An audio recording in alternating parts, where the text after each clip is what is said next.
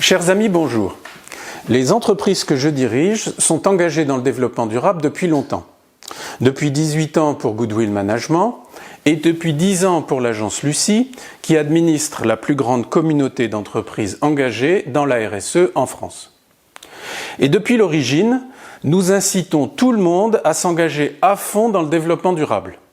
Mais comme ça bougeait assez lentement, on s'est dit que si on arrivait à prouver la rentabilité de la RSE, les entreprises n'auraient plus aucune raison valable de ne pas y aller. On a donc mis au point la méthode Thesaurus RBC, qui veut dire recherche des bénéfices cachés, parce qu'on s'est vite rendu compte que dans le domaine du développement durable, les coûts sont visibles, mais les bénéfices sont cachés. C'est une méthode qui se compose de 6 étapes, que l'on peut résumer simplement en 6 questions. Alors la première question c'est « Dites-moi ce que vous faites, décrivez-moi votre projet ». Deuxième question « Dites-moi combien ça coûte, en prenant en compte tous les coûts, en temps et en argent, visibles et cachés ».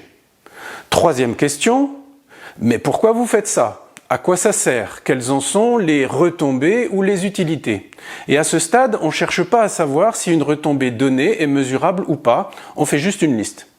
Quatrièmement, dans cette liste, quelles sont les retombées quantifiables? Cinquièmement, que donne la conversion des retombées quantifiables en euros? Et sixièmement, la somme de ces retombées en euros est-elle supérieure au coût du projet ou pas?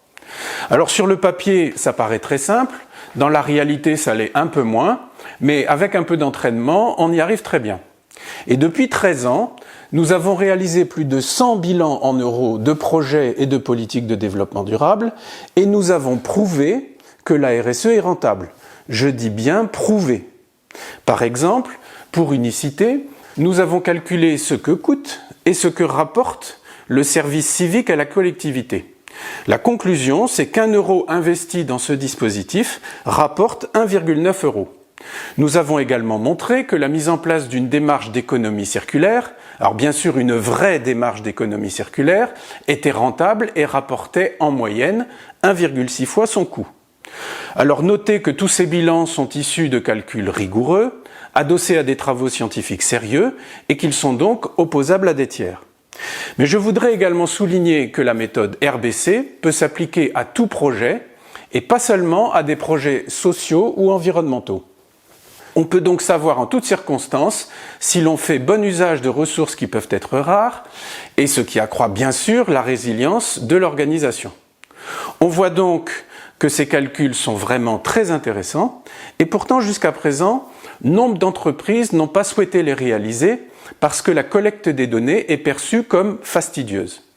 À mon avis, ce n'est pas une bonne raison, mais pour finir, j'ai une bonne nouvelle. À force de faire des calculs dans tous les sens, on a pu créer un modèle prédictif qui réduit fortement le temps nécessaire à la collecte des données.